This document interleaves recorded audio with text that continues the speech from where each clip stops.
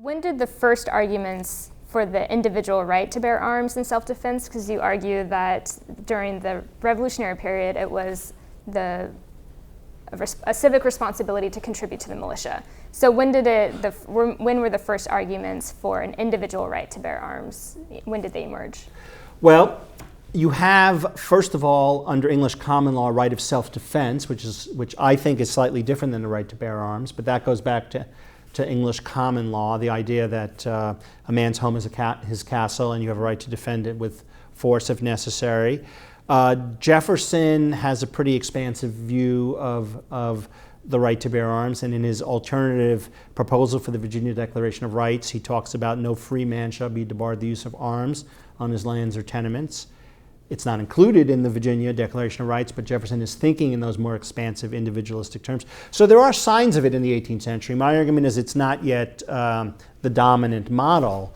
It's very clear that by the Jacksonian era, where America is more democratic, it's more egalitarian, the word individualism has come into the American language from the English translation of de Tocqueville's Democracy in America, where he talks all about individualism as a kind of new attribute of in the world, really, that America is the first individualistic society, and that's different than egoism.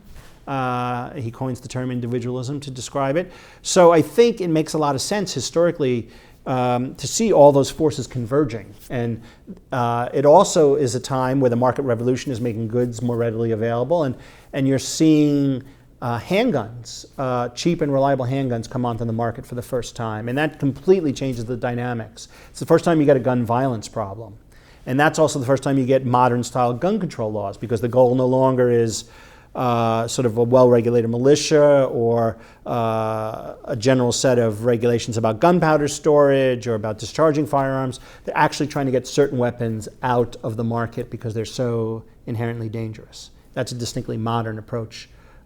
And frankly, the other thing that we now know, which we didn't know until recently, is that the era of the Second Amendment, after the American Revolution, homicide rates in many parts of America are at all-time lows. It's one of the few points in American history where homicide rates are much lower in America than in Europe, for instance, where now our homicide rate is much higher. So the market revolution and these new guns and the more atomistic society and more social unrest, slavery is heating up, immigration is becoming a problem, beginnings of industrialization. You have all these social ills while you throw readily available handguns into the mix, and also unprecedented alcohol consumption. This is a moment in American history where Americans consume more alcohol per capita than any point in American history. All of those things contribute to a not particularly good situation in terms of public safety.